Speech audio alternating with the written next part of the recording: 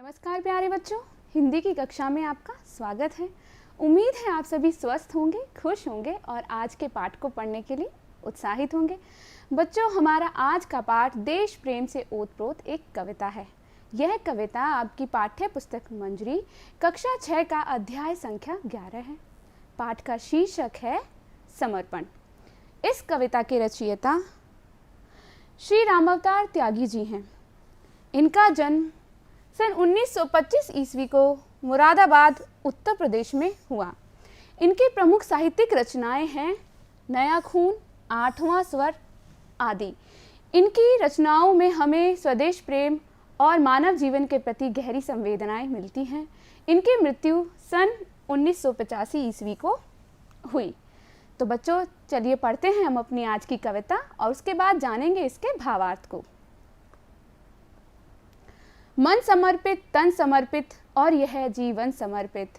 मन समर्पित, तन समर्पित और यह जीवन समर्पित। चाहता हूँ देश की धरती तुझे कुछ और भी दूँ।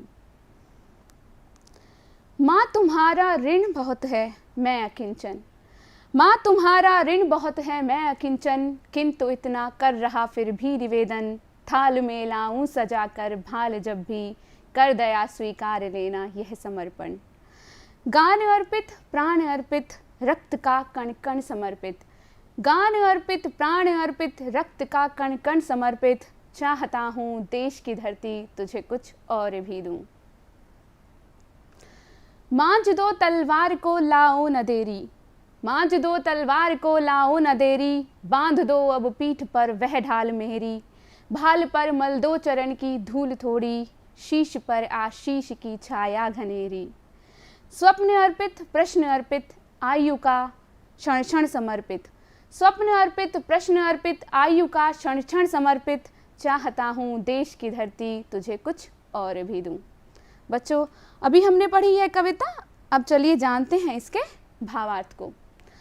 मन समर्पित, तन समर्पित और यह जीवन समर्पित। चाहता हूँ देश की धरती तुझे कुछ और भी दूँ। समर्पित का अर्थ होता है पूरी तरह से भेंट किया हुआ। प्रस्तुत पंक्तियों के माध्यम से कवि ने स्वदेश प्रेम की अनन्य भक्ति भावना को प्रकट करते हुए अपना तन, मन, धन, जीवन, अपना सब कुछ, अपना सर्वस्व यानी जो कुछ भी कवि के पास है, स्वयं सहित अपने देश को समर्पित कर दिया है। कवि के हृदय में स्वदेश प्रेम का महासागर हिलोरे ले रहा है। कवि अपना सब कुछ, अपना सर्वस्व, तन, मन, धन, अपना सभी कुछ, जो भी कुछ कवि के पास है, देश को समर्पित यानी कि भेंट कर देने के पश्चात भी संतुष्ट नहीं है और अपने देश को कुछ और न्यौछावर करना चाहते हैं, अपने देश को कुछ और भेंट करना चाहते हैं। प्रस्तुत कविता में कवि ने स्वदेश के प्रति सर्वस्व समर्पण की भावना व्यक्त की है। बच्चों, देश प्रेम या देशभक्ति से हमारा क्या तात्पर्य है? देश प्रेम देश के प्रति अनन्य प्रेम और समर्पण की भावना है। देश के लिए जीना, देश के लिए मरना ही देशभक्ति है। अपने निजी स्वार्थों और हितों का त्याग कर देश के लिए बलिदान देने हेतु सदैव तत्पर रहने की भावना देशभक्ति है। देशभक्ति संसार की सभी भावनाओं में सबसे शुद्ध है और सभी धर्मों में सबसे श्रेष्ठ। तो अभी हमने जाना देशभक्ति का अर्थ, अब पढ़ते हैं कविता आगे। कवि आगे कहते हैं, माँ तुम्हारा ऋण बहुत है मैं अकिंचन।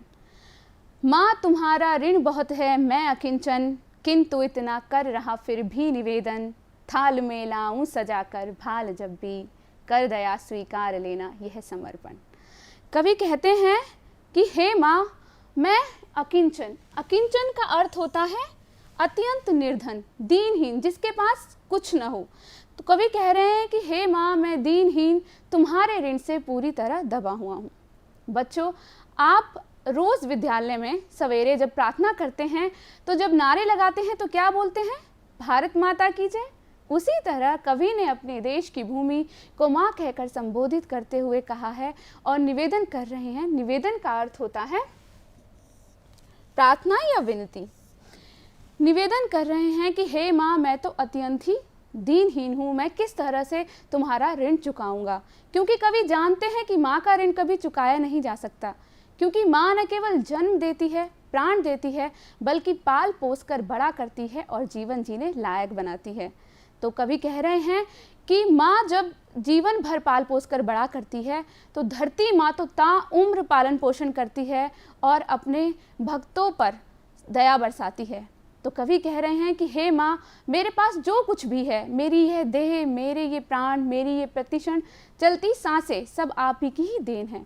भला मैं आपको क्या दे पाऊँगा, लेकिन फिर भी मैं आपसे यह निवेदन कर रहा हूँ कि मैं जब अपना सिर थाल में सजा कर लाऊं तो आप कृपया इसे दया करके स्वीकार लेना।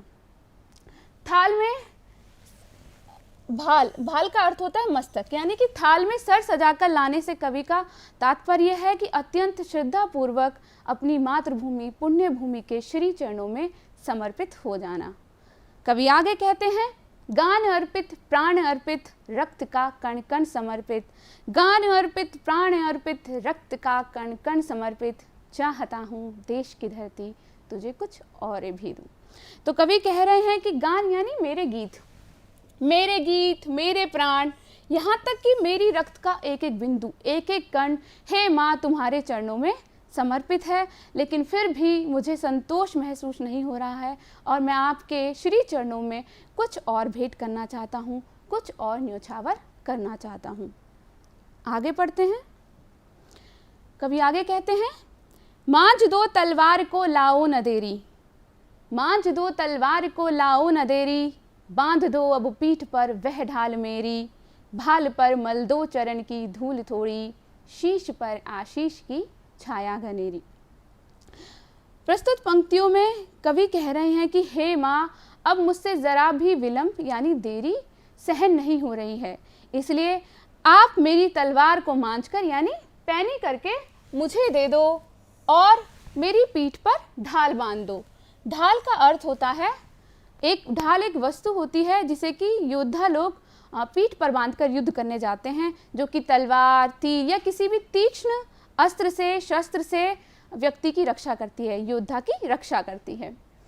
तो कवि कह रहे हैं कि मेरी तलवार की धार पैनी करके मुझे दे दो, मेरे पीठ पर ढाल बांध दो और मेरे मस्तक पर, मस्तक जहाँ जिसको कहा गया है भाल यानी कि मस्तक, मेरे माथे पर अपने चरणों की धूलि का टीका लगा दो और मेरे शीश यानी कि सर पर अपने आशीष यानी अपने आशीर्वाद की छाया कर दो, यानी मुझे आशीर्वाद दो।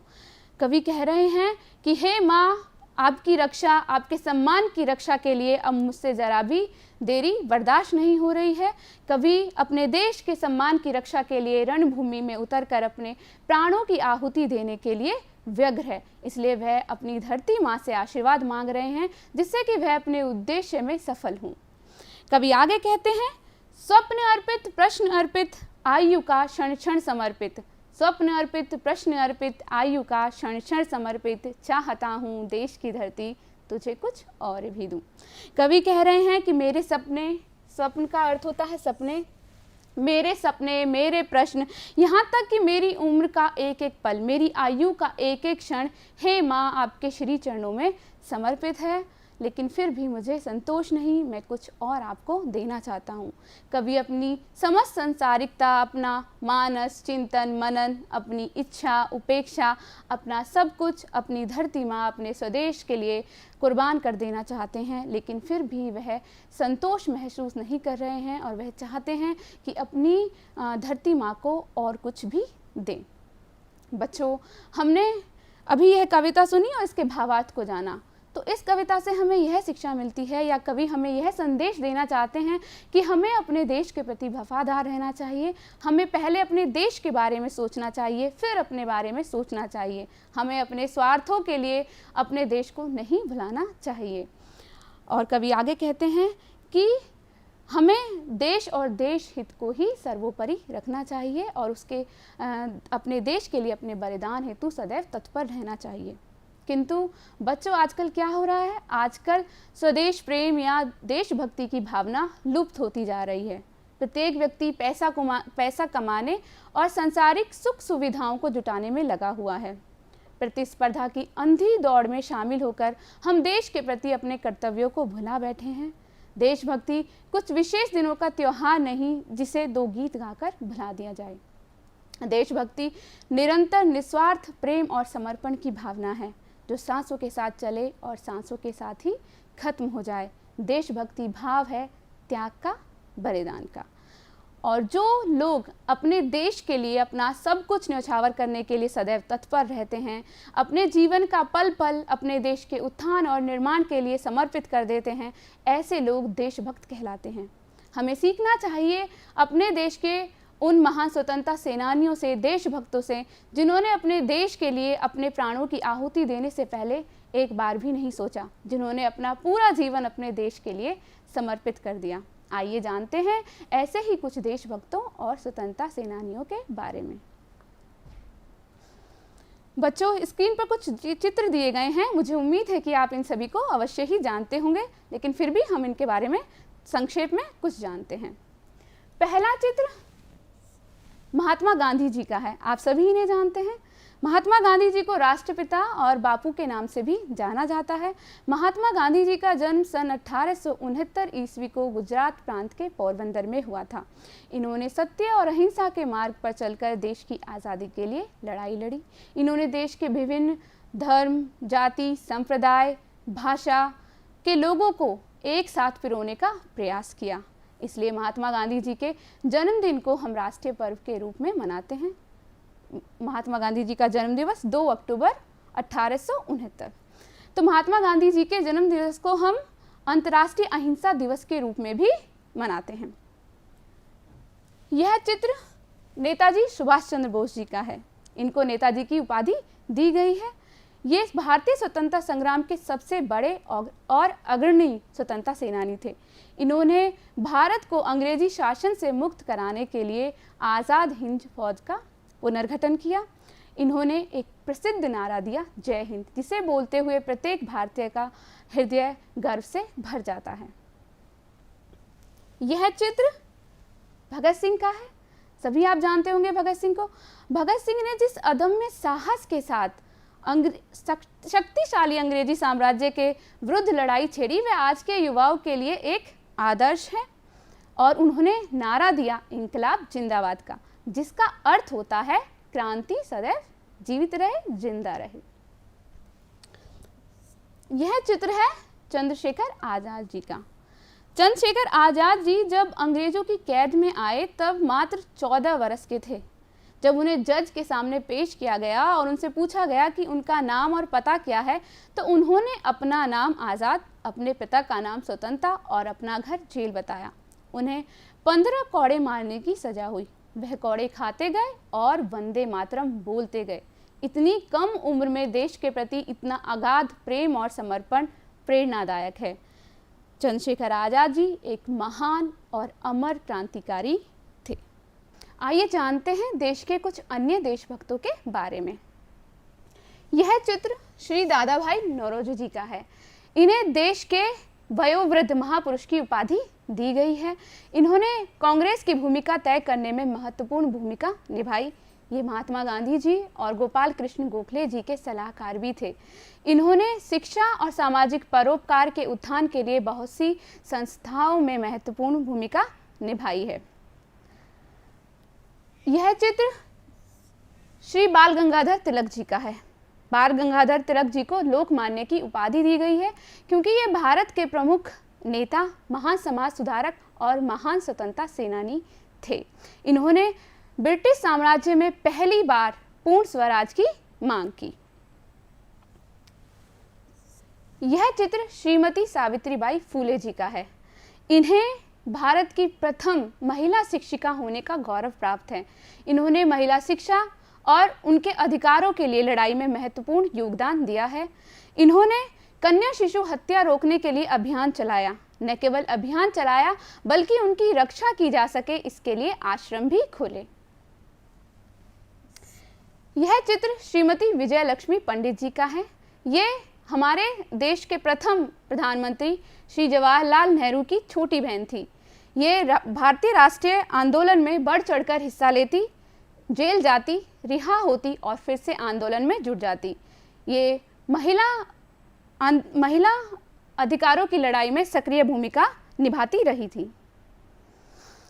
अब देश के महान भक्तों से परिचय के बाद आइए जानते हैं देश की एकता, अखंडता और भाईचारे के प्रतीक कुछ चिन्हों के बारे में। इन्हें राष्ट्रीय प्रतीक कहा जाता है। ये हमारी देश के गर्व का प्रतीक हैं। इनकी विशिष्ट विरासत और पहचान के कारण इन्हें ये राष्ट्रीय पहचान हासिल हुई है, जो प्रत्येक भारतीय के हृदय में गर्व की भावना उत्पन्न करती है। हमारा देश विविधताओं में एकता को समेटे हुए हैं और ये प्रतीक हमारी एकता के प्रेरणा स्रोत हैं। तो सबसे पहले राष्ट्रीय प्रतीक राज चिन्ह। हमारा राज चिन्ह अशोक की लाट है। इसे अशोक स्तंभ से लिया गया है। इसमें 4 सिंह होते हैं जो एक दूसरे की ओर पीठ किए हुए हैं। चित्र में एक सिंह जो पीछे की ओर है वह दिखाई नहीं दे रहा है, इसलिए 3 ही सिंह ही दिखाई दे रहे हैं, लेकिन इसमें 4 होते हैं। नीचे पट्टी पर धर्म चक्र बना हुआ है, जिसके दाईं ओर एक सांड और बाईं ओर एक घोड़े का चित्र है। नीचे देवनागरी लिपि में लिखा है सत्यमेव जयते, जिसका अर्थ होता है कि सत्य की विजय होती है। बच्चों, आप सभी ने यह चित्र रुपयों और सिक्कों पर बना हुआ अवश्य ही देखा होगा, तो आप सभी इससे अवश्य ही परिचित होंगे। अब हमारा राष्ट्रध्वज। हमारा राष्ट्रध्वज है तिरंगा। तिरंगा क्योंकि इसमें 3 रंग होते हैं। सबसे ऊपर केसरिया, बीच में सफेद, नीचे हरा रंग। प्रत्येक रंग का अपना महत्व है और प्रत्येक रंग का अपना संदेश। केसरिया रंग शौर्य का प्रतीक है, सफेद रंग शांति का और हरा रंग देश की हरियाली को दर्शाता है। बीच में सफेद पट्टी पर एक चक्र बना है जो कि अशोक चक्र है और इसमें 24 तिल्लियां होती हैं। यह गहरे नीले रंग का होता है और यह देश को 24 घंटे उन्नति की ओर अग्रसर रहने का संदेश देता है। हमारे ध्वज की लंबाई और चौड़ाई का अनुपात 3:2 है। बच्चों, आप भी अपनी कार्य पुस्तिका में एक ध्वज बनाएंगे और उसमें रंग भरेंगे। अब हमारा राष्ट्रगान। हमारा राष्ट्रगान है जन गण मन। आप सभी प्रार्थना के समय स्कूल में अवश्य ही से गाते होंगे। इसके रचयिता श्री रविन्द्रनाथ टैगोर जी हैं। इसके गायन की अवधि लगभग 52 सेकंड है और सभी राष्ट्रीय पर्व पर ध्वजारोहण या ध्वज फहराने के बाद इसे गाया जाता है और हमें अपने देश के झंडे को राष्ट्रगान को सम्मान करने के लिए अवश्य ही खड़ा होना चाहिए। अब राष्ट्रगीत। हमारा राष्ट्रगीत है वंदे मातरम। इसके रचयिता श्री बंकिम चंद्र चटर्जी हैं। वंदे मातरम के प्रथम पद को राष्ट्रीय गीत होने का गौरव प्राप्त है। भारतीय स्वतंत्रता संग्राम में यह जन जन का प्रेरणा स्रोत रहा। अब हमारा राष्ट्रीय पशु। हमारा राष्ट्रीय पशु है बाघ। न शेर न चीता, बाघ। बाघ एक पीले रंग का धारीदार पशु है। बाघ की स्फूर्ति, मजबूती और दृढ़ता के कारण इसे राष्ट्रीय पशु होने का गौरव प्राप्त है। बाघ की मजबूती और अपार शक्ति हमारे देश के गर्व का प्रतीक है। राष्ट्रीय पक्षी। हमारा राष्ट्रीय पक्षी है मोर। मोर सुंदरता और शिष्टता का प्रतीक है। आप सभी ने मोर अवश्य देखा होगा क्योंकि मोर भारत के लगभग हर क्षेत्र में पाया जाता है और हर आम व्यक्ति मोर से परिचित होता है। हमारा राष्ट्रीय पुष्प। हमारा राष्ट्रीय पुष्प है कमल। कमल को भारत में एक पवित्र पुष्प माना जाता है। प्राचीन भारतीय कला और पुराणों में इसका महत्वपूर्ण स्थान रहा है। कमल भारत के सांस्कृतिक गर्व और पारंपरिक मूल्यों को दर्शाता है। अब हमारा राष्ट्रीय फल आम। बच्चों, आप सभी ने आम जरूर खाया होगा तो आप जानते होंगे कि आम कैसा फल है। आम एक पीले रंग का रसदार फल है जो कि विटामिनों से भरपूर होने के कारण स्वास्थ्य के लिए बेहद ही लाभप्रद है। भारतीय आम की मांग न केवल देश में बल्कि विदेशों में भी बहुत अधिक है। अब हमारा राष्ट्रीय खेल। हमारा राष्ट्रीय खेल है हॉकी। बच्चों, अपनी ये कविता पढ़ने के बाद, उसके भावार्थ को जानने के बाद, कुछ महान देशभक्तों के बारे में जानने के बाद, राष्ट्रीय प्रतीकों के जानने के बाद, अब हम करते हैं कुछ भाषा की बात। भाषा की बात में पुनरुक्त शब्द युग्म। युग्म का अर्थ होता है जोड़ा और शब्द युग्म का अर्थ होता है शब्दों का जोड़ा। तो पुनरुक्त शब्द युग्म के कई प्रकारों में से एक है। पुनरुक्त शब्द युग्म दो शब्दों से मिलकर बना है, पुनः और उक्त। पुनः का अर्थ होता है फिर से या दोबारा, और उक्त का अर्थ होता है पूर्व में कथित। जब पहले से ही कथित या पहले ही शब्द को दोहराकर एक शब्दों का जोड़ा बनाया जाता है तो ऐसे शब्दों के जोड़े को पुनरुक्त शब्द युग्म कहते हैं। जैसे कण कण, कण कण में एक शब्द है कण, जो कि इसे हम कहते हैं पूर्व में कथित है, या इसी शब्द को पुनः दोहराकर कण कण एक शब्द युग्म बना है, तो यह एक पुनरुक्त शब्द युग्म है। इसके अन्य उदाहरण हैं क्षण क्षण और तृण तृण, जो कि कविता से ही लिए गए हैं। अब देखते हैं इसके और उदाहरण और करते हैं इनका वाक्यों में प्रयोग। जैसे वर्ण वर्ण, तो हम इसका वाक्य में प्रयोग कर सकते हैं, उपवन में वर्ण वर्ण के फूल खिले थे। नेक्स्ट, हल्की हल्की, इसका वाक्य प्रयोग, बाहर हल्की हल्की बारिश हो रही है। कहते कहते, मैं तो कहते कहते थक गई लेकिन कोई मेरी सुनता ही नहीं। नेक्स्ट, पल पल, तो इसका वाक्य प्रयोग हम कैसे कर सकते हैं? हम कह सकते हैं कि वक्त पल पल बदलता रहता है। नेक्स्ट, लड़ते लड़ते, इसका वाक्य प्रयोग, झांसी की रानी लक्ष्मीबाई अंग्रेजों के साथ युद्ध करते करते लड़ते लड़ते शहीद हो गई। अब आपके लिए पुनरुक्त शब्द युग्म से अभ्यास कार्य। इस प्रकार के शब्दों के 4 जोड़े दिए जा रहे हैं, उन्हें आप अपने वाक्यों में प्रयोग करेंगे। आप जैसा चाहें अपने मनपसंद का कोई भी वाक्य बना सकते हैं। पहला घर घर, दूसरा मीठे मीठे, तीसरा डाली डाली, और लास्ट चलते चलते। अब आज के पाठ में हमने क्या क्या सीखा? सबसे पहले हमने कविता पढ़ी, फिर उसके भावार्थ को जाना, और उसमें जाना कि हमें अपने देश के प्रति अपना सर्वस्व समर्पण की भावना रखनी चाहिए, और हमारा देश और देश हित ही सर्वोपरि है। उसके बाद हमने कुछ देशभक्तों के बारे में जाना, अपनी राष्ट्रीय एकता के प्रतीक सूचक राष्ट्रीय प्रतीकों के बारे में जाना, और भाषा की बात में हमने जाना पुनरुक्त शब्द युग्म किसे कहते हैं। अब आज के पाठ के माध्यम से हमने जो जाना और जो सीखा उसके आधार पर विचार कीजिए। हम सभी अपने अपने ढंग से अपने देश की सेवा कर सकते हैं। आप अपने देश की सेवा किस प्रकार कर सकते हैं? सोचिए और लिखिए और विचार कीजिए।